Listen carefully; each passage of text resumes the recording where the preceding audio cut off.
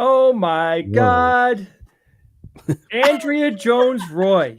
Oh my God. What's up? Nice Andrew, to be here. Do you Hi, know everyone. what that's from? Do you know what I don't know what that's from. All right, that's a movie quote. Okay. Oh, I know. Ian knows. Ian knows. Ian and I say this to know each it. other all the time. It sounds familiar. I feel like I should know it. Oh my It- God. Give Andrea the first part, though. Hold on. It's Okay. from The Nanny, isn't it? That's a TV show. All right, let me give you a little more. All right. Ready? Give a little more. All by memory, please. Don't be critical here. They're eating her. They're gonna eat me too. And then a fly lands on your Oh forehead. my God! Right? This is from, what is it? Gremlins? Chat. No, Troll 2. Troll 2. Very Somebody good. got it. Somebody got Not it. Trolls 2. Troll 2. Yeah, no land. Which had liver, nothing to do with liver. Troll. Nolan liver. That's the guy's screen name. I got it. Electric Boogaloo. It is arguably one of the that was worst real part. pieces of acting of all time. Yeah, it's great. Perfect. Who's doing this acting? A horrible actor. Okay. No, he's nice. He's my Who's No, the he's horrible bad. actor?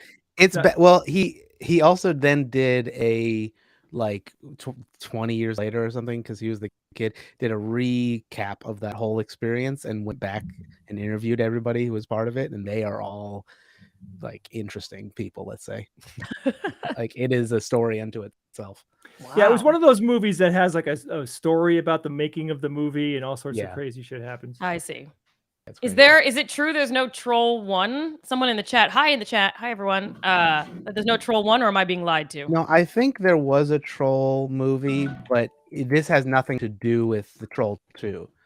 It was like, or Troll was like a totally separate property, and they just like bought the name or something, or like just, it's like made by like some weird like Italian guy, Troll 2. Like I don't know. It's like so bizarre. I'm claiming Troll 3. Maybe this live stream is Troll 3. Yeah, it is. Inception. Ian will not be appearing in front of the camera, regardless of what the chat says. I don't have a physical form. Yeah. I thought of seen me, so. running to the store and getting a watermelon for you, Ian, to have here under my arm. It would to draw. In order for us to see a physical representation of Ian, it would require more energy than any of us could afford. Yeah, true. Because we'd have to somehow infuse the nanoparticles with enough energy to take shape, and they just don't like to do that. I'm just AI at this point. Yeah. So speaking of AI, so Andrea, I found something recently. We've talked about it on the SGU that has completely captured my creative side of me. Okay. This is one of the artificial intelligence AI bots that you give plain English instructions to, and you could give it some like pre-decided instructions. Like if you say 8K, it understands what you mean when you type in 8K, right? And there's all sorts of things that you can put in there to alter it, and it creates artwork. And here's the thing. Okay. People out there probably would get mad that I even called it artwork. This is a very hot button topic type of thing, because are these images that are being created actually art or not? Right. Because I heard on Instagram from Hassan Minaj that art is the result of humans having something to say. So I guess it's not.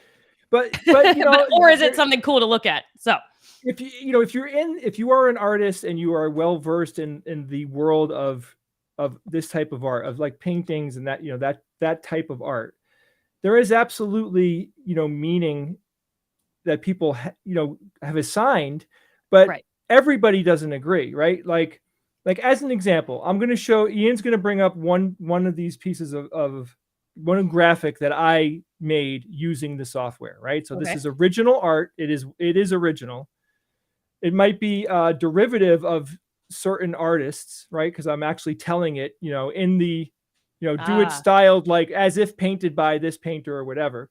Like all those karaoke songs that are like in the style of the Backstreet Boys. Yeah. Okay. Music. Exactly. Yeah. But I just want you to take a look at one of them and art. Tell me what you think. All right. Let's see. Wow, Jay, you sort of did that. That's very good. I mean, it's very, really I feel good. Guilty actually in any way taking any, like my hand did not touch a canvas and do this. Like I envisioned something in my head and I instructed this and then iterated the hell out of it. Right. So you usually don't get what you want in the beginning, and then you do it again, and then you do it again. You can change how long did that one take? That was probably 15 minutes of noodling around.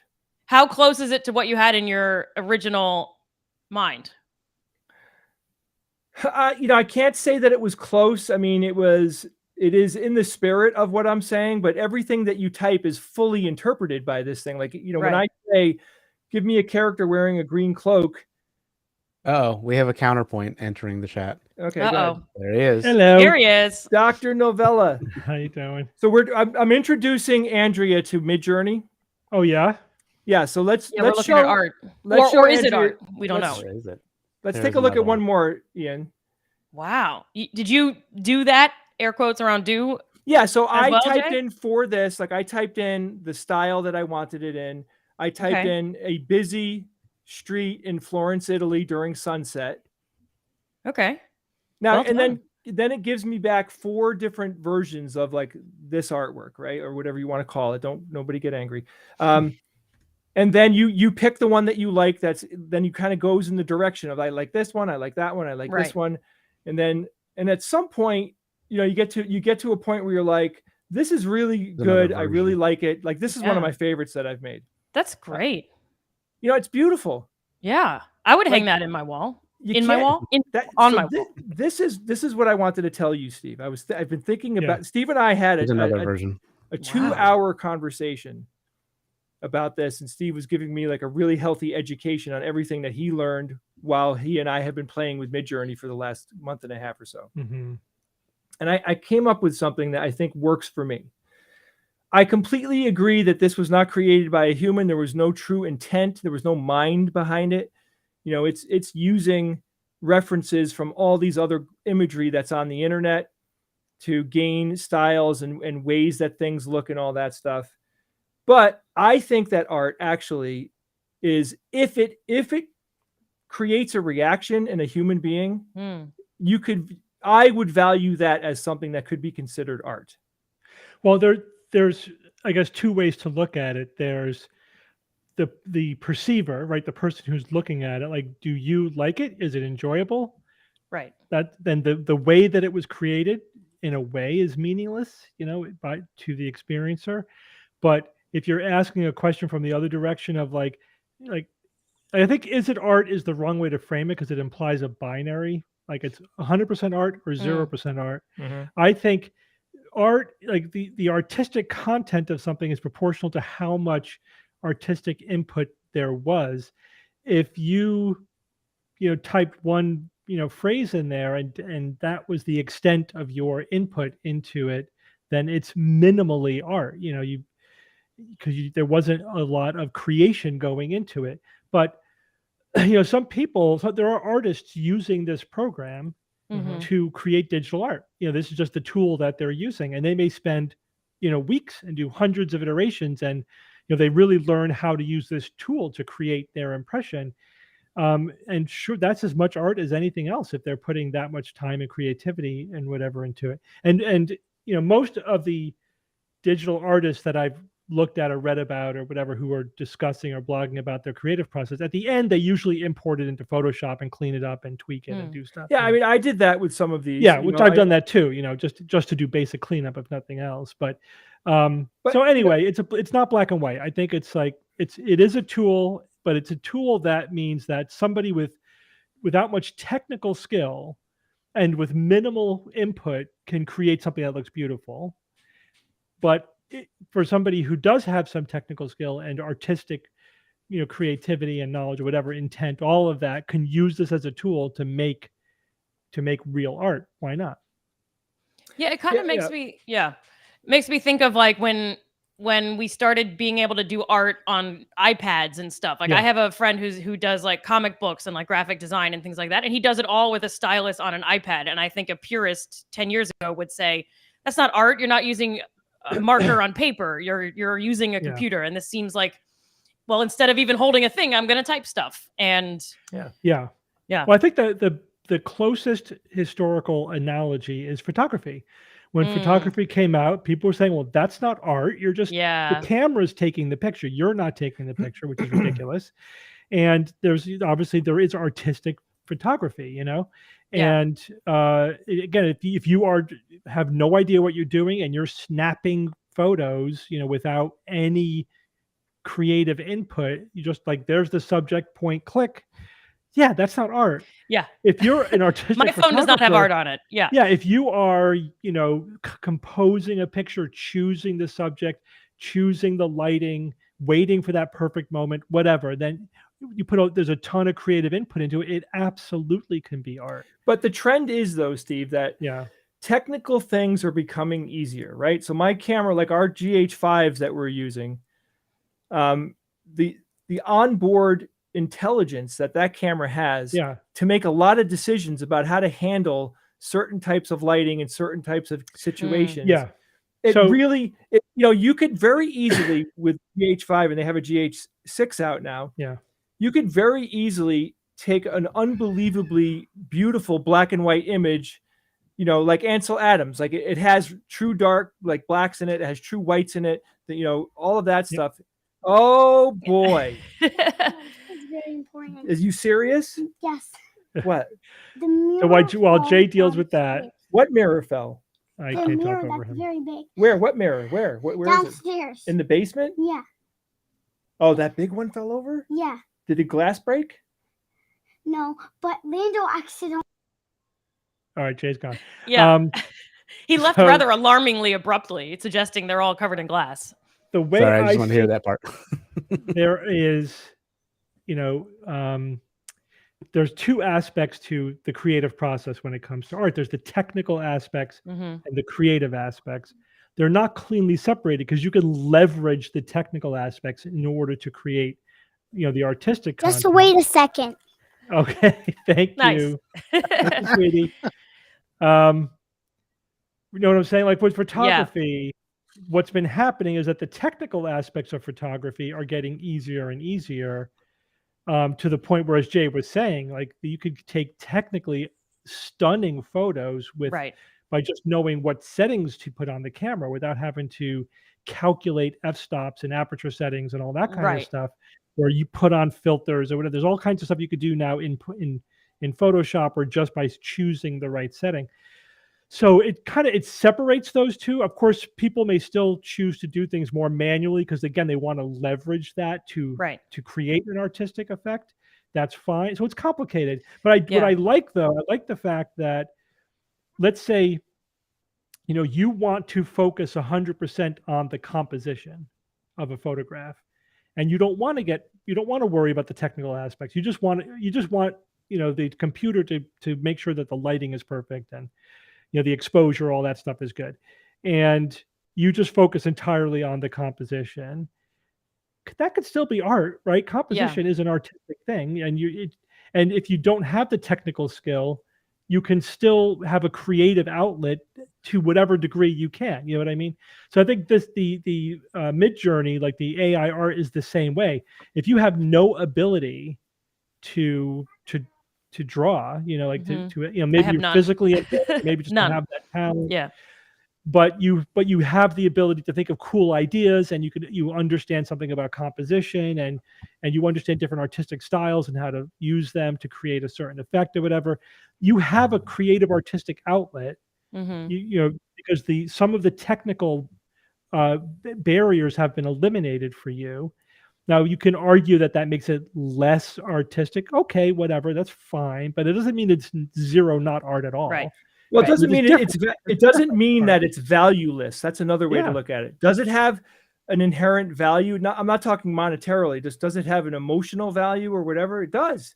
Yeah. Are you better able to express something, share something? Is someone able to receive something? And I feel like, Steve, to your point about it is technically easier for a lot of us to do things. For example, host a live stream that 10 years ago would have required way more cameras than I know how to use.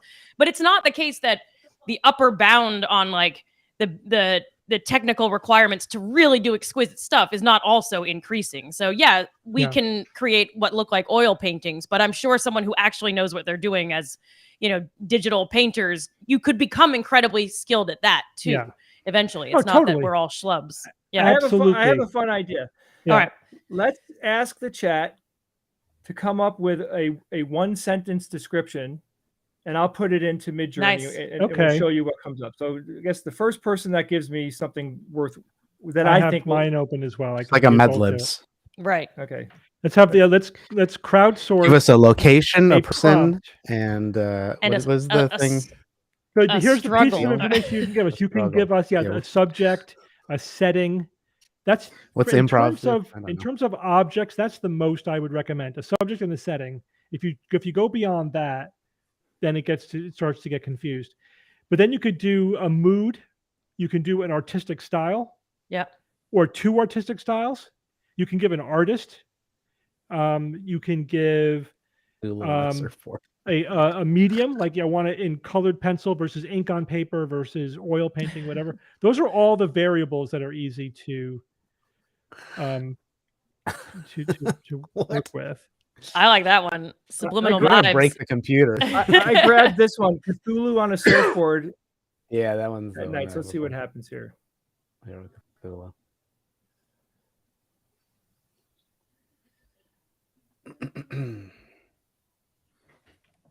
It's pretty cool. Like, I'm watching it now, like iterate through the 4 versions that it's giving me, and every 10 wants a pencil drawing version of it. Every 10 seconds it refreshes. Oh, I gotta take this real quick, guys. Sorry. Ian, can you mute Jay's in me? high demand. Yeah, I know. He's big time. I like Marty's Imagine if suggestion. Steve wasn't here, it would just be Andrea. I would be like, well, I'm not. I'll just imagine what those paintings would look like, because I don't know how to use. What's the political science interpretation of AI? How does that stabilize the governments? I think that's the key takeaway here. What's the name of the? Is it a free website that anyone can use? This yes, to buy a thing. To a limited degree, then you could get like a basic, like a $10 a month. It just gives you more. You could do more. Like they cut you off at a certain part for the free stuff, right? And then you get a commercial one where you could actually, if you wanted to use it commercially, you can, up to like $1 million companies. $1 million. If your company's worth $1 million or more, or makes $1 million or more a year, you got to talk to us. For less than that, you just buy it's just like $30 a month. And if you just want like a single user thing, it's $10 a month. But you could do a certain amount for free. Wow. All right. That's cool. I mean, this kind of feels like an actual legit version of what I use now to create like PowerPoint slides and show posters and stuff. But it's I like mean, for personal use, art. Yeah. like if you put the is it art question completely aside, Yeah. and you're just doing this for stuff you want to use for personal use, Yeah. like I use it now to make my Windows background, right? Because who cares? Oh yeah, right? why not? It's my Windows background. I could change it every week. I could just do cool stuff with it. I could make sure it's the right aspect ratio for my computer, whatever. So for stuff like that, it's great. It's awesome. Or for like if you do role playing games and you want pictures to use for that, that's great as well. Yeah. Yeah, You could do your own like really nice board games materials and stuff. The one that Jay is using is Midjourney, everybody. Midjourney. All right, I have one that's almost ready. I iterated it 3 times just to have it get a little bit more dramatic. Ooh. But this will show you that with one sentence, you're going to get something that I'm working on a couple too, based on what I pulled from the chat. It's taken Steve and I, like I'm just typing in what the person said, right? But it's taken Steve and I, 6 weeks of noodling around with this thing to figure out the language and get better at it, Okay. So when you see this, it's not going to be like, I think it's not as dramatic as the ones that I've been working on.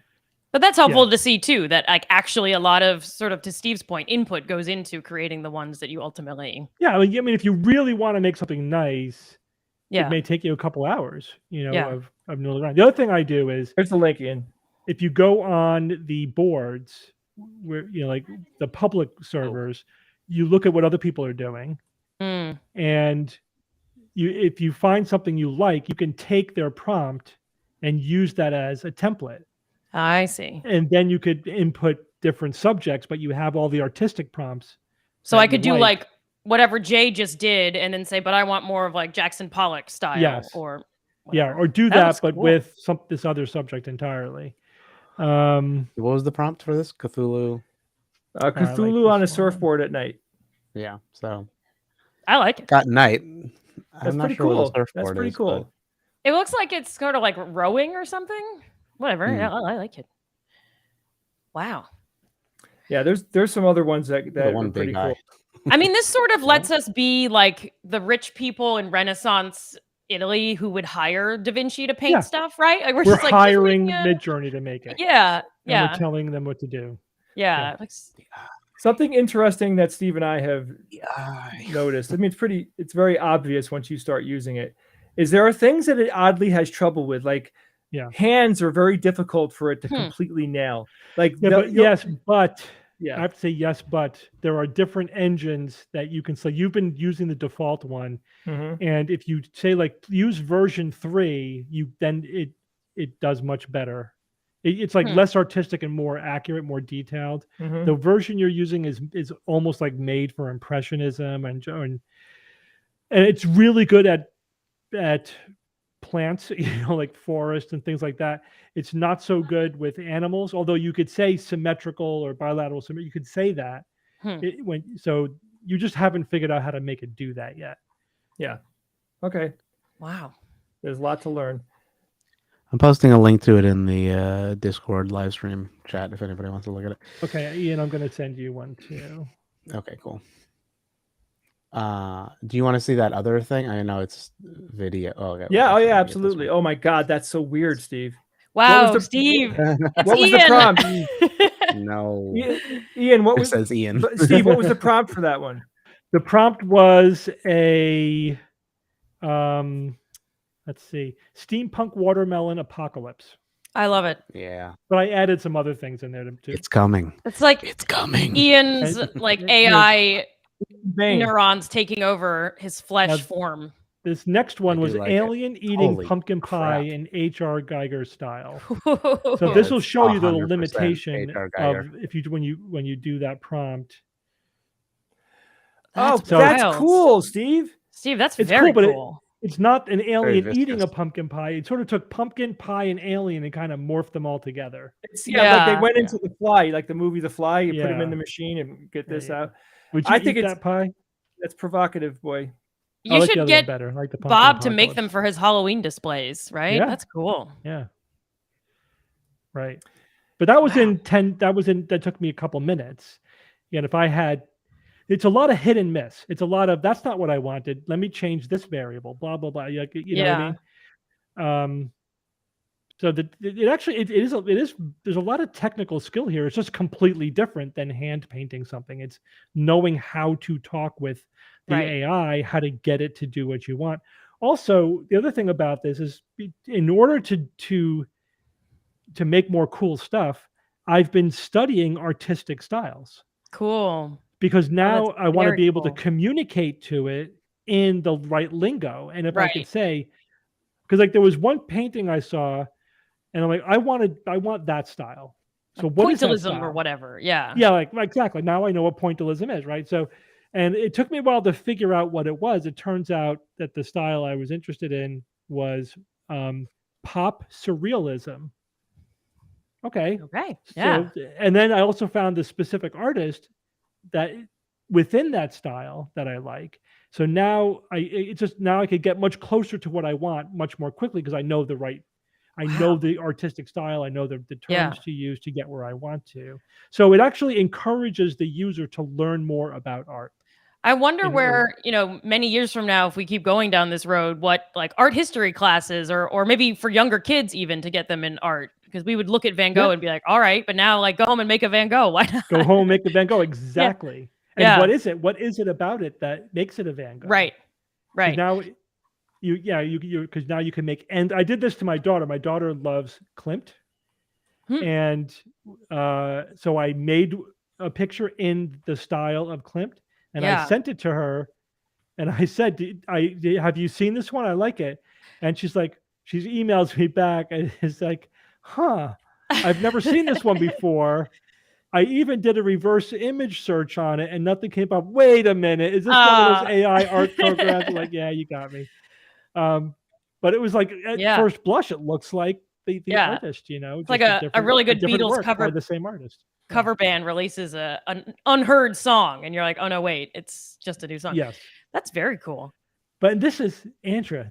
We're just getting started. Yeah. Imagine where this is going to be in 20 years. Oh, forget it. I mean, the purists are surely freaking out, but I think to me it seems like the train has left the station, and we're doing awesome. I mean, we're gonna forget animated movies can be made out of this, right? You just kind of write a script and you've got a whole film. I'd love that. Yeah, you write a script and it makes a movie out of it. Yeah. Yeah. I mean, I'd love to see the algorithms underneath this stuff too. Like you said, like what's in there that is making something turn out like a Van Gogh? Like what are you picking up on? Is it a brush strokes? Is it a color palette? Like what's the Yeah. Is it building from music algorithms? That's kind of the first area that I was aware of where we said, oh, we can figure out what kind of music this is and create recommender systems that we don't require that much human input. And maybe it just built off of that. I don't know if there's another area that I'm missing where that happens. I don't know if there's crossover between those two AI things, but that's interesting. But that's coming too. I want a Beatles song. Make me a Beatles song. Yeah. Well, yesterday. That already exists. The other day, I'm like bad at music. I don't know names of anybody, and I was just sitting here and I was like, I want dark electronic. I don't even know what dark electronic is, and I typed it into Apple whatever, and it played some really cool stuff. And I was like, how do they know? Is that a real genre? I don't know, but you could imagine that we can all just sit here and create all the art we ever wanted. Cool. Right. I think I know what I'm going to do all night is live on this website. Well, so I can't get past the first start week. guide. It's like you're just lost in it for a week. Yeah. And then when because you keep learning new skills, like I could take two styles and mash them together and see what happens. Yeah. So actually, you are generating completely new things. You could say I want, I want like I said, I want pop steampunk. I don't know, just come up with any crap. Let me just put that in and see what comes up. Yeah. Well, I was just telling Jay before we started that last night I went to this exhibition, this art exhibit in Soho, and it was put on by one of the most prominent network scientists, Laszlo Barabasi. I don't know if you guys know him. And he was doing all this networks research and like visualizing networks of money flows in the United States and tax payments and all this stuff. And he realized it made really beautiful images. And if you look up cool networks of like the internet, like they're really beautiful. But he was telling us afterwards that some of their work on the art side of things, like, oh, we need to represent these with bigger nodes if they're bigger donations, because that's not being captured by the edges in the network and da-da-da, that a lot of the innovations that they put together for art reasons have ended up being incorporated into the science, where now it's very common to represent nodes of different sizes in a visualization of a network. And I didn't know until last night that actually came from an artistic side of things. Yeah. So there's definitely going to be some back and forth. I mean, that's fertilization. child's play amazing. compared to what's going on this website. Yeah. But even he was like, some of the art is digital, and we've just projected this cool image of like the World Wide Web or whatever. But some of it's hand painted. They decided that they wanted to hand paint some of these network visualizations that came from data. And so you could imagine, I mean, last night was an exhibit that some of it was digital art, some of it was hand painted art, some of it was very basic. And you could imagine artists being like, yeah, I'm doing all the things, right? Yeah. I mean, I think at some point we're going to have to just forget about the process and just think about the final result and not really worry about what tool you used. Yeah. It just, like that ship sailed with Photoshop. Yeah. I mean, I think. Ian, can you show us the video, the actual like AI generated video that Google can do? Yes, this is the one that Google has been working on called Imagen Research. So all of these are text to video, essentially. I like add that a whole green cloth, teddy bear. right? Just add a whole cloth. Yeah, as you can see that like the panda's a little scuffed and like everything's and then obviously the panda driving is I like it. a little wacky. Yeah, it's cool. I wonder how long it took But to it's generate all like this. a little off, but you know what it is. I mean, It's a serious Black Mirror episode coming up, but this is cool. Oh, certainly. So I'm going to show you guys something, and I want you to tell me what it is. Okay. All right, I'm going to show it on my screen. It's not a penis, is it? No, I wouldn't do that to you, boy. Steve. All right. Ayo. A timer? Oh. Bread. Yeah. I can see my bread. face in your phone reflection. That was I'm painful. making that's weird. I'm making 2 loaves of bread. I haven't made bread since July. And I have been reading, so long story short, my friend, his wife is she's a baker. She's taking classes. She doesn't do it for a living, but she's definitely like very well versed in baking. And I expressed my interest in bread making to her one night, and she bought me this unbelievable book about bread making, written by a master that's won awards and all, like top tier, right? And of course, like there is literally 2 orders of magnitude more complexity to bread making than I ever thought. I'm reading this book and I'm like, it's like opening up like There's always there's always at least 2 orders of magnitude more depth than anything. Including having an AI make bread for you. Yeah. And he literally said, text the bread. he says in the book, he Write that says down. a skilled person can very easily make a very bad loaf of bread. And a non-skilled person can very easily make an excellent loaf of bread, right? Just depends on he's saying that the non-skilled person is blindly just following a recipe and doing exactly what it says. And if your kitchen is basically somewhere in the 70-degree range, you could probably crank out a good loaf of bread without worrying about it. And it's good. It's above the waterline. But so now I'm dipping into like all the chemistry and understanding the science behind it. And it's disorienting because I'm like today as I'm baking and I'm doing what I'm doing, I'm like, well, what about these 50 things I have banging around in my head now that weren't there, 2 months ago? But it's fascinating. It really is like, I really understand what's happening inside the dough, and I'm getting like that awareness now that I didn't have before. It's really cool. And I like the tonally, the way the guy writes the book. He's very matter-of-factly saying there's something very special about bread making. There's something very human about it. And people need to experience this. Not so much everybody should bake bread, but more of like bread should be a part of most people's lives. There's something vital about it, which I think is really cool because he clearly likes bread, right? This guy wrote a tome. Like he can't get much better than this guy. He's like an authority. He must hate the last 20 years of at least where American diets have trended in large sections, right? Away from gluten and stuff. He does bring up the exactly what I've been thinking and telling some people in my life. When I was a kid, there was an Italian bakery down the street, and it was amazing, and the bread was amazing, and this apparently was very common. I'm speaking about the United States, because I honestly have no idea. Like, bread making continues to be fantastic in many places in Europe, but in the United States, there was a lot of immigrants that came here, and they did their thing, whatever it was. There's people from different countries that brought something with them from that country, and there was Italian bread making happening all over the country, especially on the coasts. And then he says, but that went away, because modern baking kind of shifted to the stores. Like, stores are baking a cold Italian bread and French baguettes and all these things, but they're not. They're not. They're making something that might looks like bread. Look like, really the thing. And that's why I started baking bread, because I've been wanting that bread of my youth. And I'm on the path now. I'm going to do it. I'm going to get there. What's funny is when we were younger, we were kids, every week a guy would come to our house with a bag of freshly baked Italian bread. That was awesome. Wow. With 5, 6, 7 rolls of bread. Loaves. We never questioned it. We were kids. We were 5, 6, Right. 7, up until our, I don't know, probably 14, 15, whatever. It just was one of those things that happened, and he was the bread man. The bread man's here with the bread. Great. We also got milk delivered to our door. We didn't think anything about it.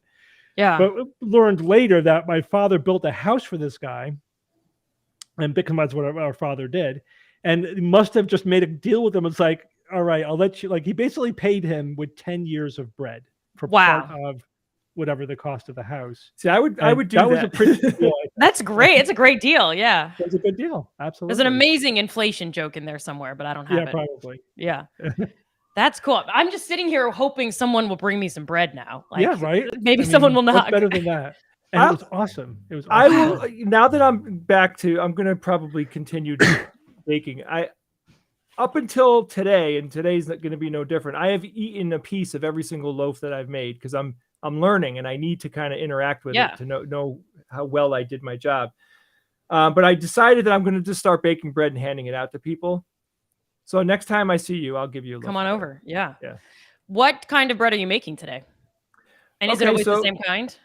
Yeah, I'm trying to master this first loaf, because I'm using it as I got to get really good at this, and I'm going to understand everything through this recipe, because I have the recipe memorized. I know every step, every single nook and cranny of this thing. It is considered to be a rustic loaf.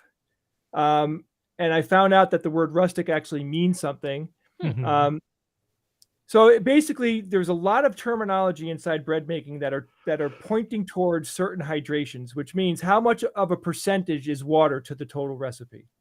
Right? If the flour is always considered to be 100%, then how much water are you putting in? 50% of the weight of the weight of the flour, or 70%? So this is a rustic loaf, which means that it's about 70% of the same weight as flour. It's it's really cool, because this dough is very messy. It's very sticky. There's my timer. Right. This dough is super sticky. And that's because it's really wet. It's a very wet dough. But there's intent behind it. Like, the dough is wet for a reason, because you want the moisture to come out of the bread when it's baking, and that will crisp and make the crust crusty. You know what I mean? It'll give you a really good crust. Yeah. And it's fascinating. I thought that when I read the word, rustic, I just thought it was some descriptor. It looks rustic, so somebody's calling it rustic. Well, that's actually not the case. These words mean things, like to people who know what it means. Yeah, I used to use it anytime I made something and it didn't turn out it didn't look right. I would be like, it's a rustico, because it's just that's not at all. I'm insulting everybody by saying that. Yeah. Okay. Even the word that I've grown to hate, which is artisan or artesian or whatever, artisanal.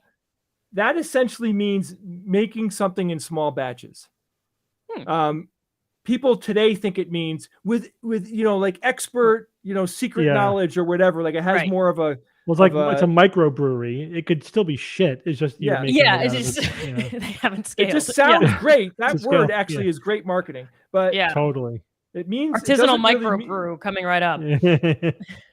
Yeah, right. Because you think you hear microbrewery, and they're like, they're making these small, awesome batches. It's like, I've had a lot of bad beer throughout New England. It's yeah. Sometimes the only good thing about this beer is they're not making very much of it. So yeah, right. That's right. So let me change gears a little bit. The reason I was 7 minutes late or whatever I was, I had to take my cat to the vet. He over the last week or so, one of our two cats has started. It's like one of those things. Like, is there something a little off by the way he's walking? You know what I mean? Like, it just your eye just doesn't quite look right, but you can't put your finger on it. So then, we were trying to see if it was like getting worse or whatever. But essentially, he was just not as agile as a cat should be. What was it? Huh? How old is he? Like, he's 11 years old. Okay. That's young. So yeah, it's not like super old, but it's old enough that stuff could happen. You know what I mean? Like 11-year-old cats can, to develop stuff. This cat he has hyperthyroidism that we're treating with medication. So it could be something related to that. But, like he's been stumbling a little bit. And I noticed that when he's walking on the floor, you can hear him walk on the floor, which you shouldn't be able to do, because he's not walking on his tippy toes. He's flapping his paws flat-footed on the tile. Is he tired? That's abnormal for a cat. Yeah. Huh? Like hip dysplasia or something? No, it's he's not painful. He could move everything. He just doesn't have the fine motor control that he should. So I brought him into the vet, and it was funny because they have to. I've seen this before, because with other pets, they do like a pet neurological exam, because you can't ask obviously animals to do stuff. So they have different tricks about how they get them to do things. Like, for example, here's the counter, you put the front of their paw up against the counter, and they should put it on top. Like, they should immediately place their paw on top of the counter. And if they don't do that, that's a deficit, right? So his exam was definitely off. Like, he didn't do everything he was supposed to do. Eventually you can get him to do it, but like, it just wasn't a normal, like a pristinely normal exam. So he definitely has something going on. So here's the question is, how far do we go with this, right? How much money do you spend, right? Exactly. So one of the options is, and this is the option we did today. We'll do blood work and urinalysis. See, is this related to his thyroid? Does he have like super low potassium or something that we could diagnose with blood work? Mm-hmm. And maybe they just need to readjust his thyroid medication. We also have the option of doing treating the thyroid, not with medication, but with radioactive iodine, so that's the other option. My mother had that done. Yeah, it's not cheap, but if we're not, it's hard to get him to take all the medication every day, though. So it may just not be possible to keep him under good control. But if this doesn't come up with a diagnosis, the next step is basically $5,000 worth of workup and treatment. Like, you're basically in the chute for at least $5,000 worth of expense, which, I'm not sure I want to spend $5,000 on an 11-year-old cat. Yeah. You know what I mean? Yeah. And it could be a lot more than that. Like, we could spend $5,000 and the answer is we can do nothing, or you've got to spend another $10,000 or whatever, like something crazy. Well, that was my question on the 5K. Is that just like to get to a level of understanding? That's the estimate least that it would cost. I said, what's the least that going that route would cost? And so that's certainly not the most it could end up costing. Right. So it's an interesting question. Yeah. And how about this? Is the cat uncomfortable? Is the cat in pain? No. He's perfectly happy, as far as I could tell. His behavior is otherwise unchanged. He purrs, he eats, seems to be unbothered by this. He's just a house cat. It's not like he's got to hunt or anything. If he were in the wild, he'd be dead because he couldn't hunt the way he is now. So yeah, that's obviously a big question. If he were suffering or in pain, that's a different question entirely. If it's just, one of the possibilities is that he has a meningioma, which is a benign tumor that's very slow growing, and he could live 5 years with it. He just, will probably have progressive motor difficulty. Can you remove that, or is that the $5,000? That's actually the cheapest option, is removing that. Gosh. But it could be far worse things, you know. I love my dog so much that if something like this happened, I'd probably drop the $5,000. But yeah, I mean, but the thing is, like 20 years ago, I don't know that like we've had pets our whole life. I don't remember even being offered those kinds of options 20, 30 years ago. But now the money people are dropping on pets is ridiculous. I mean, it's like they're people. Well, and there's pet health insurance too that you can get. That's the thing. You think about that. Yeah. And I'm not, no judgment. If that's value to you, absolutely go for it, you know, but I've definitely noticed the culture change. I don't know if you guys have noticed that as well. And, you know, it's an interesting question about at the end of your pet's life, how much money are you going to dump into them to extend it, you know, a bit more? And 11 years is tricky. If it was like, I don't know where the cutoff is, but like 17-year-old cat, you'd be like, okay, they had a nice run, and 4-year-old, maybe not, but 11 is, I don't know. So our last dog, when he was like 3, he needed knee surgery. He ended up needing it on both legs. It was $3,000 a pop. So he was the $6,000 dog, right? That was like a huge amount of money, but he was 3 years old, you know? Yeah. And he lived a full life. And he was a family dog. He had young kids who were attached to him. He lived to 16, 17. So then whatever that was 2-3 years ago, when he was, you know, 16, something was happening. He was starting to throw up and not keeping food down. And at that point we were like, it's, you know, we're just going to take him to the vets and they're going to put him to sleep. Like, I'm not even going to even bother doing any workup, because no matter what we find, we're not going to do anything. Yeah. And he wasn't comfortable. So that's the end. And we just put him to sleep and said our goodbyes. But yeah, 11's tricky because it's like kind of like, the thing is, this could easily turn into a rabbit hole. Because I was talking about because he's got other things going on. He's got the whole thyroid thing going on. He also has a lung nodule. We don't know what it is, which could be cancer, you know, and this could all be related to that. I mean, it could be that we could spend thousands of dollars for nothing. Yeah. I mean, you might just want to, as long as the vet is confirming that he's not in pain. Yeah. You might just let it go and see how long he lasts. Well, yeah, that's might be where we end up. We'll do the low-hanging fruit, do the blood work. Well, maybe we'll make some decision about the thyroid. Maybe we'll just continue to give him medications or do something. But you know, it's 11 years is not bad for a cat. Cats start getting sick around this age. You know, a lot of cats get lymphoma at this age, and so we'll see. There's a lot of decision making we have to make. We're going to have to involve our daughters in that. They're adults now, but they can make these decisions. It'll be a good thing for them to have to go through. Yeah. I mean, I got to step out real quick and do some bread work. Yeah, do your bread thing. Take a photo or film it for us, Jay. Yeah, I'll try to get on the live stream. If my wife is here, I'll have her hold the phone. Okay. Ian, did you see that last picture I put in the chat? Yeah, I'll pull that pop it up. Here we go. This one. It's awesome. So that was a pop steampunk rocket. I love it. That's really great. I mean, it really looks like something that an artist would make, or maybe it is something that an artist did make, depending on your definitions. Yeah, right. How long is that one? You just did it now? I just did it now, and I didn't even iterate it. I just put in one prompt and just to see what would come up.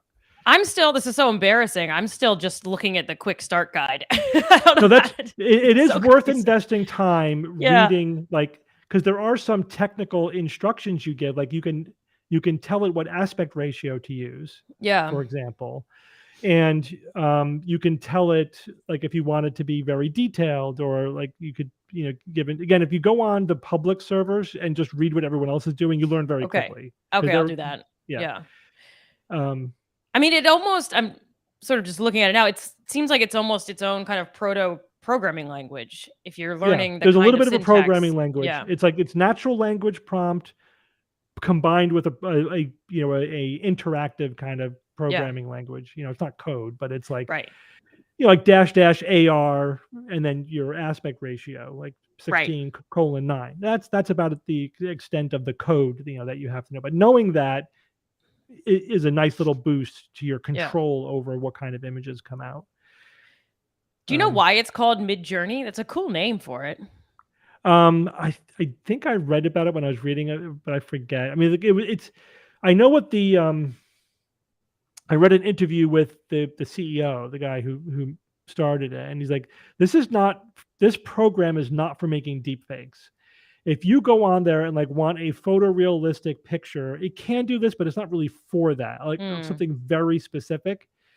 That's not really what this is optimized for. It's optimized for artistic creativity. And that's why you get like the weird alien pumpkin pie thing, because it's generating these things following more of the artistic style and the mood and the overall intent, and not just trying to duplicate something or make a deep fake. This is not a deep fake program. Or if I was like, I have this photo of my grandmother, like make it look like an oil painting kind of thing. Yeah, so you can use a photo as a prompt. You can use an image.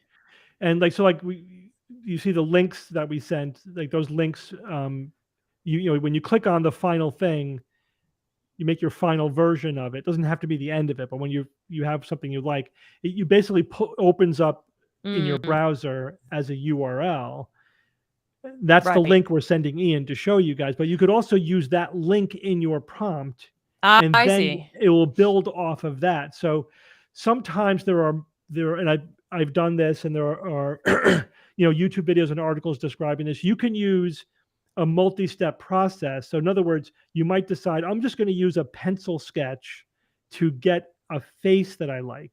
And then once you have the face that you like, then that becomes your prompt for other, like an oil painting or different situations or different settings, which also means that you can create characters that you then can use in multiple other iterations. So if you wanted to use this for like a graphic novel or something, you can reproduce the face specific or the characters. figure. Yeah, exactly. And then use that as your starting point for then for other iterations. Like painting fan fiction or something, because I could take your rocket and be like, I'm going to take it in these other directions. Wow. Yeah, in fact, you can take other people's art in the public forums. You're not allowed to prevent that from happening. You can say private so that other people can't see it, but for anything that's there, you can just grab it. You don't even have to. It's all public domain. Yeah, it's all public domain. Because that's the other thing I always run into. I'm like, well, I'm trying to put together some presentation for something, and then I don't want. Your audio went out, Andrew. I don't know if that's just me. Is that better? You're back. All right. If I do a lot of like Google image search, and then I worry about copyright, and so I'm just going to use these. Exactly. My own. There's no copyright for something I have an idea of. Yeah. Anyway. Exactly. Yeah. Wow. Right. Yeah, guys, if you don't worry about the question, is it art, and you're just using it for personal use, it's awesome. Right. Yeah, and someone mentioned this in the chat, is like, does it matter if it's art or not? Yeah. And that's a good question. And I'm sure that there are artists who have very strong feelings about that. In fact, I've encountered some of them, and they have very strong feelings about it. But I think it's a very interesting question. Yeah. It seems, if anything, to me, having now thought about it for as long as this live stream has been on, like it's a new medium for art. Yeah, is what it's basically a new medium. That's what I agree. Yeah. It's like photography, and then digital photography, and now there's AI assisted digital photography, digital art. This is AI assisted digital art. That's what it is. It's its own category now. Right. And it is art, and you judge it for what it is, and we'll let the experts figure out, the philosophy and all that stuff. I mean, what is it, that banana peel at Art Basel a few years ago? If that's art, then surely this rocket that you made and this creepy pie. Well, the urinal, the guy in 1917, the guy submitted a urinal to an art. I don't know if it was a contest or just an exposition, and that's famous. That's famous now for, is this art? Because he wrote his name on a urinal and put it on a pedestal. Yeah, and people will pontificate, because I've read it. I'm sure much longer than even what I've looked into, but essay length pontification about whether or not, why this is art, because there was specific intent behind it. It was commentary on the art world of his day, and he was sort of punking the art critics at the same time, and he was provoking the question, is it art? And so it becomes very meta. It's art because it's questioning what's art. Right. Okay, but so did the guy who won the contest. The guy that what's triggered I think a lot of the public awareness of this was, a guy won an art contest in the digital art category with a piece of AI assisted art from Midjourney, and he did it to show what it was capable of. It's like, well, if the freaking urinal is art, then that's art. There's just as much intent behind that. Yeah. But it is kind of meta because, if you're questioning whether it's art, it suddenly becomes art. But the other thing, what a lot of people say is, well, really, you can't tell if it's art or not until history decides. You know what I mean? It's hard to say in the moment. The fact that we're talking about it more than 100 years later, that's probably a good indication that there was he was onto something. There was some point to what they were doing. Some collective interest in it, even if it sparked something kind of few orders of or degrees away from what it was actually intended. Yeah. I mean, the other thing, question. I find myself thinking about on the sort of artistic versus effort put in is the, all those paintings that are a single yellow line or super minimalist modern. We had the same debates about those, as I recall. Yeah, totally. And I took, I'm not an expert, but I took college level courses in art history and Occidental art and film and things like that. And so I started out, as a Philistine, thinking the same thing, it's a line, how can you call that art? But then once you learn about how we got to that point, it's like, okay, I get it. The whole point was to strip away different aspects of art until literally there was nothing left. And, so it was an exploration of art in and of itself. And, actually, interestingly, what I learned is that, the huge impetus for abstract art and essentially non-photorealistic art was photography. Because once photography came out, it's like, well, what's the point of trying to do hyper-realistic art when people can just take a picture? So they said, we have to prove our worth in other ways. So we're just really setting up for another one of those. Yeah, exactly. But it led to so much creativity. Think of all the art styles that have been created in the last 100 years, and we're not just trying to make perfect pictures anymore. So it was ultimately a boon to art. So what was feared as the death of art became arguably one of the largest boons to the artistic world. I think this will be the same. Do you think there's a version where it goes so far that it actually is concerning? Because I'm with you. I'm excited about this. Is there a version where you're like, hang on, we're actually messing with art if we keep going down this road? Well, I mean, I think where it's going is you will have AI that can make art, do the whole process. Yeah. They don't need a prompt. Right. We're almost getting to general level of artificial intelligence. Yeah. There. That's another good question. Again, we're fascinated, obviously, with that question of the distinction between narrow AI and general AI, and what can you do with narrow AI, and when does it cross the line to being a sentient being versus just an algorithm? And this is, I think, one of those questions that, at some point, an AI is going to create by itself a piece of artwork that is so amazing, it's going to force people to question whether or not it's conscious. Because that's one of the few things left between humans and non-humans, right? Well, so far, every single time people have said AI will never beat humans at X, it's done it. Yeah. Every single time. And every single time people said, well, this is the line for when you have real AI. And then we blow past that and they just keep moving the goalposts. And AI is like, come on. That's not real AI. So, but it's interesting because, I think what's happening is that we grossly underestimated what narrow AI can be. And, for terminology, narrow AI basically is, it's AI that does one thing, but it's not sentient, right? There's no consciousness behind it. It's just can do one specific thing that you train it to do. It's an algorithm, basically with a lot of information. Whereas general AI is basically what we think of as conscious intelligence, sentient intelligence. So there's a lot of things that we thought would take a general AI to do, and now we're doing it with these narrow AIs. So we've had to redefine the whole field. It's like, well, even to the point where, you know, we've had this discussion on the show. It's like, maybe we don't ever need a general AI. You know, we could, anything we would hope for an AI to do, maybe we can do that with just a bunch of narrow AIs. Right. Because you can do a lot, and it can be adaptive, and it can learn, and drive cars, make art, you know, make movies, do, you know, diagnose, you know, off of an X-ray. I mean, whatever we want it to do. And then they're going to get more and more sophisticated. We're going to start linking them together. We already are doing that. And so, and then the question is, so one thing is there any limit to what we can accomplish with a narrow AI? We you know, we'll know when we get there, or not. You know, if we don't get there. The other question is, at some point, are we just going to like accidentally cross over the line where we do have a general AI, where even though we didn't necessarily intend to make something conscious, will that just emerge out of having enough narrow AIs working in real time? Generative property. Yeah. And because I think that's how we evolved. You know. Yeah. I mean, I'm biased, as you all know, from the poster back here on the complexity evolution frame on evolution and all of that. But that's exactly it, is that it's an emergent property, and it's not anything anyone intended. So, yeah. Yeah, that's a really, what do you think about this? Because this is one of those questions where no one knows the answer to, and it really blows my mind, and I love to think about it. Okay.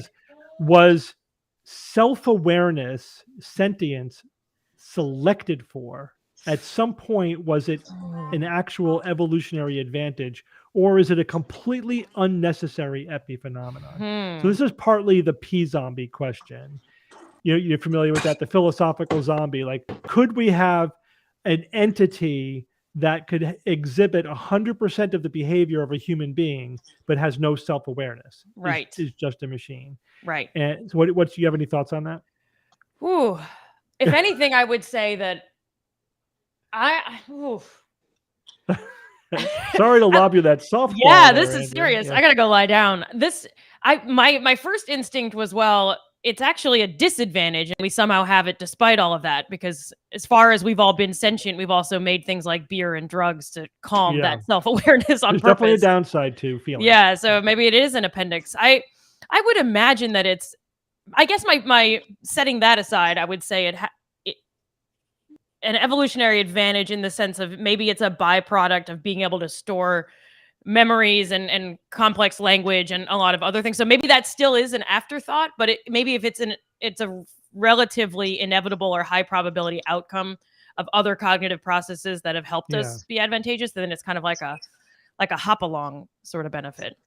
What do you think? Yeah. I'm assuming there's no answer to this.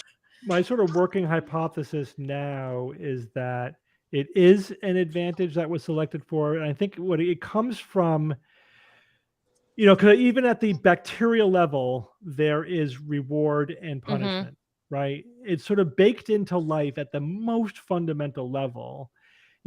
Bacteria will swim towards food and away from toxins. And, and then once you get a nervous system, that nervous system is wired to favor certain behaviors and avoid other behaviors. And that's sort of the beginnings of emotion. And it just seems like I could see how there would be an advantage to actually feeling that emotion. What would it be if you weren't feeling it, then what is it? So I think it's probably just a way more effective reward punishment system than not having sentience, feeling. Or Jay, you want to tell us what's going on? Yeah. Can you guys hear me? Yeah. Right. So these are basically loaves that are in the proofing stage. Their final rise, they're in the proofing basket. This helps them maintain their shape as the dough does its final rise before I put it in the oven, right? So I got 2 here. Now here, I've tried some different things with each one of these. I always make like this is like following doing it as best I can, and then the second one I'll try something a little different to see if I learn something. Ovens in both of my ovens here, warming up in the oven, right? And then 1 minutes is I will pull one of the Dutch ovens out. I'll put it on the counter here. This dough right here, right into the Dutch oven, put the top on and put it in the oven in 15 minutes. And then I pull the top off and finish it up in the oven. So yeah. How long do you bake it total? So it does an 18-minute bake with the top, which holds in the steam, right? Because this dough is made out of, half water. There's a ton of water right here. That water comes out on this. The water comes right out of the dough, and the Dutch oven keeps the water, doesn't let it go anywhere. So it's like a steamer inside there, and that steam is what acts the outside of the bread to become crust. Crust isn't just dried bread. There is thing as well, because there's sugars in the bread. So the crust actually very complex sugar activity happening, and it turns that color, specifically that reddish brown color, because of the caramelization of the sugars in the loaf. Water equals crust. Yep. That's it. All right. That's what I got. I don't know why you have an attitude, Andrea. I'm trying to talk to you. Do I have an attitude? I'm just hungry, I think. No. I'm just kidding. I feel like it probably smells amazing when you cook it, right? Yeah, as soon as I pull that top off, yeah, it's ridiculous, what's going on in my kitchen. It starts to smell incredibly good. Then I got to put it on the drying rack here, or a cooling rack, right? You see this thing I got here? Can't touch it or do anything for 15 minutes, and that's the hardest part of the whole process. I was gonna say that's painful. I got it all mapped out in my head. I'm not eating dinner tonight. I'm eating bread. This is how I'm gonna not. But I'll probably blow out my diet. You got to eat dinner, go, Jay. We can't stand by with this eating disorder stuff.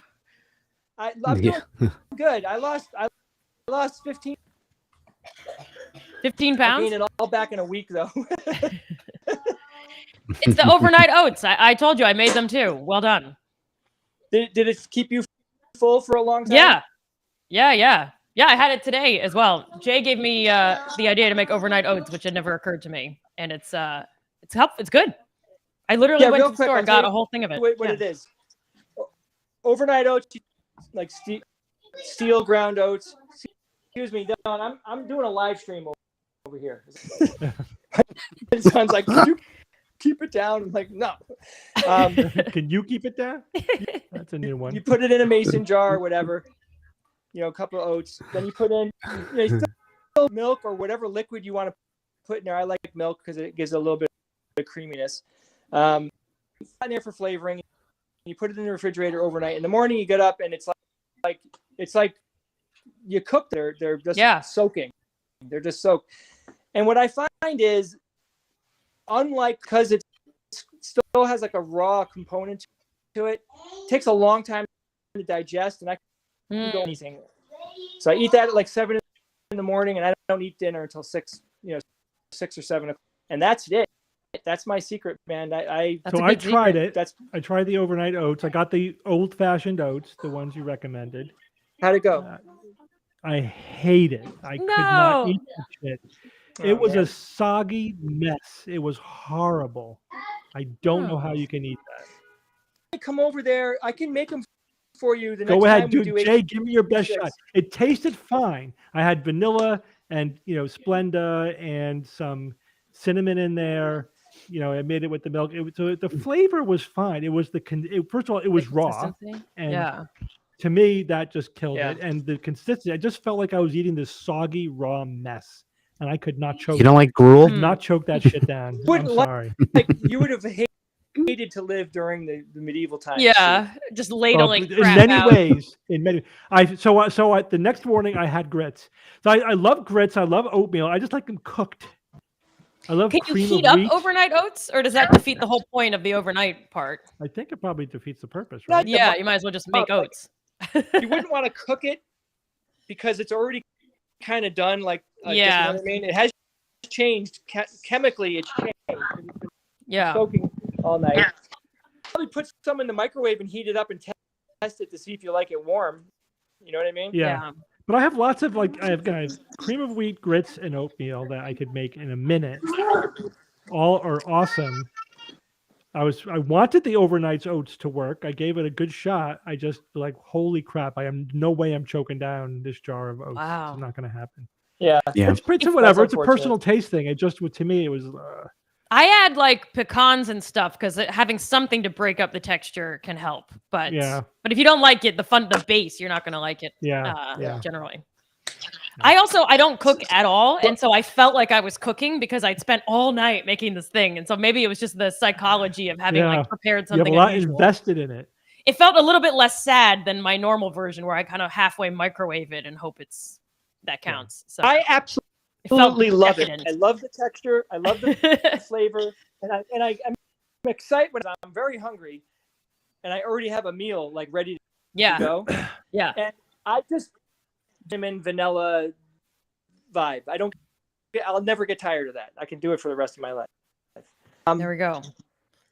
So I'll leave you with one last thing. I bought this thermometer. You know, it's a heat-proof thermometer for an oven. Because in my bread book, check your oven to see if it's actually accurate. Because most ovens, most ovens are not accurate with what you set the temperature to and what you get. 15 degrees is significant when it comes to baking because it changes parameters, and this is what they keep drawing into your head, that you gotta know exactly what's happening. So that's why I got it. And I got it in my favorite color. Orange is your favorite color? It is. Nice. Yep. Nice. Goes all the way back. It goes all the way back to the first time I saw Starburst fruit chews, those candies. Yeah. And it is come to my love for Star Wars is eating that candy while watching it. I just, the two are in my nasal memory. Yeah. So like, I think I've always liked orange, but that's like another. All right. Why I love it, I think. But yeah. All right. Your next birthday, it's Star Wars Starburst oven timer. Yeah. Impress me, goddammit. Yeah, put the Starburst in the rustic loaf. See what that does for your experiment. Yeah. No. All right, I'll try it. Yeah. Bye, Jay. Okay, bye, Jay. You want to just do a couple of questions and then call call it a night? Sorry, everybody. His audio was a little glitchy. It was just the Wi-Fi was a little funky. And his family had the nerve to speak in their home. So I know. Yeah. I mean, he's watching TV. Come on. Stop messing with the cartoons. Okay, so if anybody had any questions, you should post it into the Discord for live stream questions. One question for Steve and Jay, but for everybody, actually. Andrew, you can answer this too if you want. AQ6 episode coming for the finales of Rings of Power and House of Dragon? Yes, absolutely. We have our schedule for the next couple of months. We're going to do like a really deep dive wrap up of Rings of Power. There's so much to talk about, to in terms of the lore and everything. So, if you like the whole Lord of the Rings thing, that'll be fun. Same thing for House of Dragon. Again, there's a lot to talk about in terms of of the first season there. So definitely those are on our list for coming up. And please send us. We'll do Andor as well. I'm loving Andor. Actually, I think it's a really good season. Oh yeah, Andor. So just feel free to always email us requests because we take that into consideration.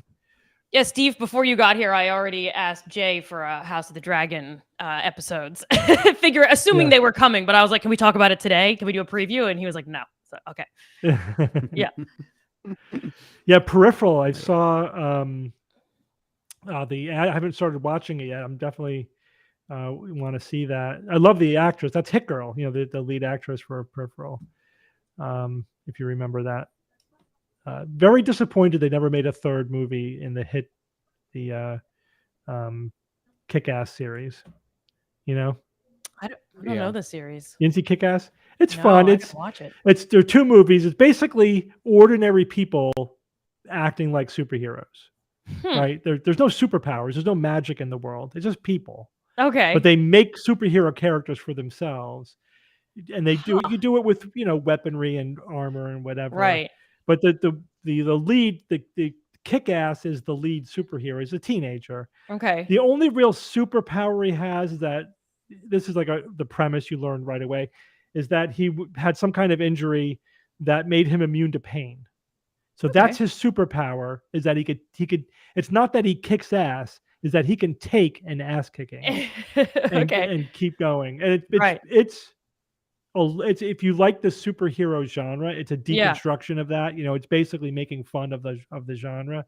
Yeah. It's a lot of fun. It's just a it's just a fun movie. So I recommend it. Kick-Ass, and then the sequel, Kick-Ass 2.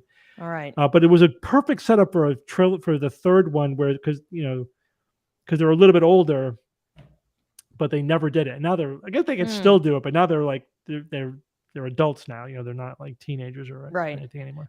I mean, I would watch the high school reunion version of that, right? Where it's like totally. We're parents and we're living our lives, but we're also still superheroes. Yeah, no, totally. Yeah.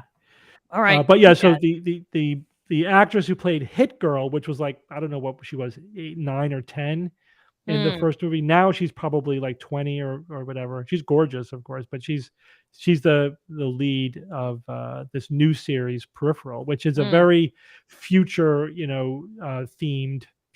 themed series that we're definitely going to review as well. I've been getting ads for Peripheral. That's the one where the ad kind of goes upside down. Yeah. Is it good?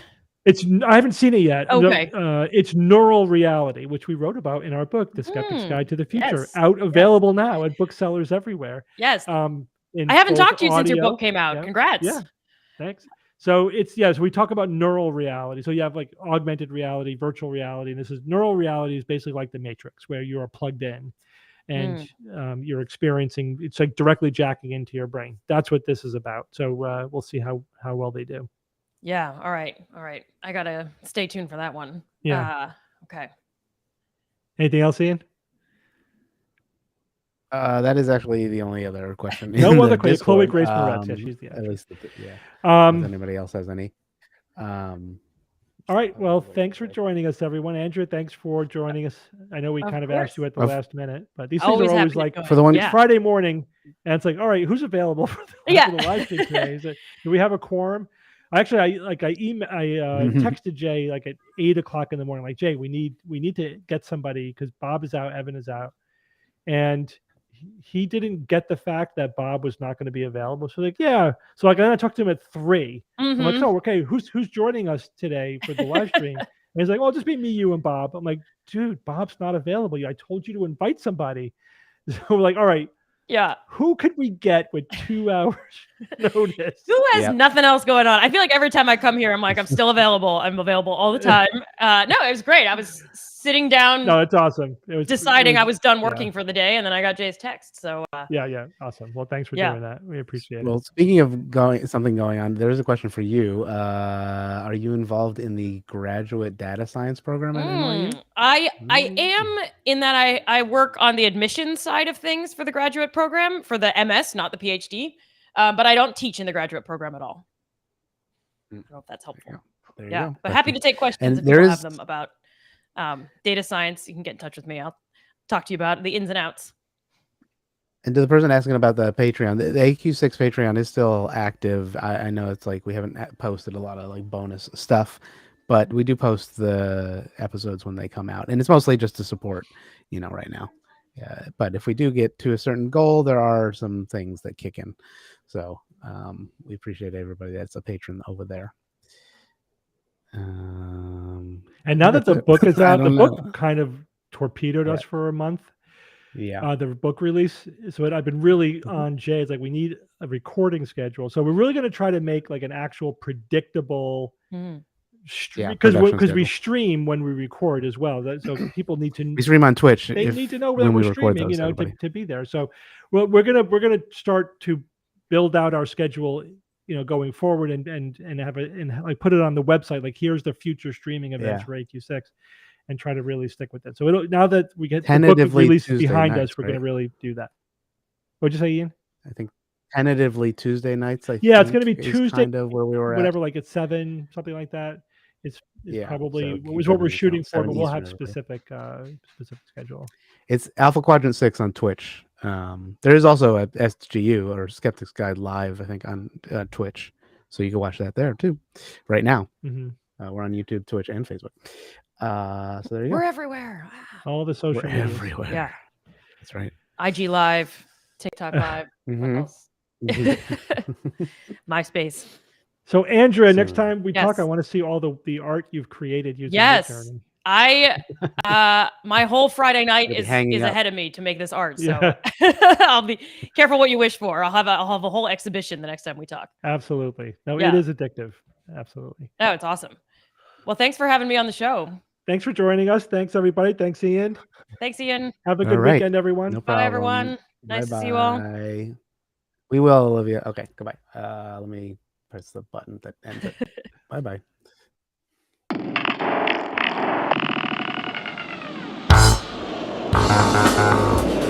Skeptic's Guide to the Universe is produced by SGU Productions, dedicated to promoting science and critical thinking. For more information, visit us at theskepticsguide.org. Send your questions to info@theskepticsguide.org.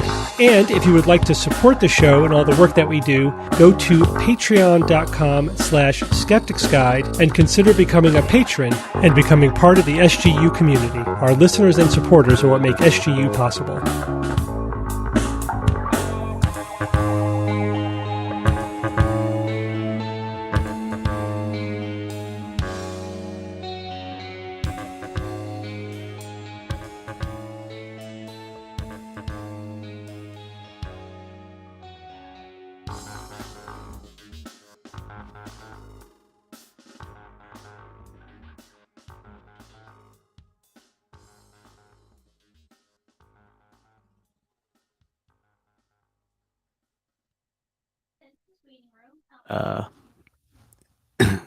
So it's just me. Andrea was here for a while. I thought Andrea was gonna stay, but then they left. So that's it. So have a good Friday, unless you have any other questions you wanted. What are with the watermelons? I don't know. Don't ask about it. Sad watermelon. Thanks again. He'll only answer super secret. Don't tell anybody. Like literally, don't do it. Okay. I gotta go. House of Dragons Sunday might be good. I don't know. Maybe the Rings of Power. The last couple of episodes, I mean, they did a thing. They were all right. How's the fan? Everybody's good. Everybody's baby's good. Big baby. Can you sing us a song? Let it go. Should I really trigger all of you and do baby shark do do do do do do baby? Will this be a VOD? No, maybe. I don't know what you're talking about. Okay, I gotta go. All right, it's been great. Thank you, everybody. You're wonderful. See ya.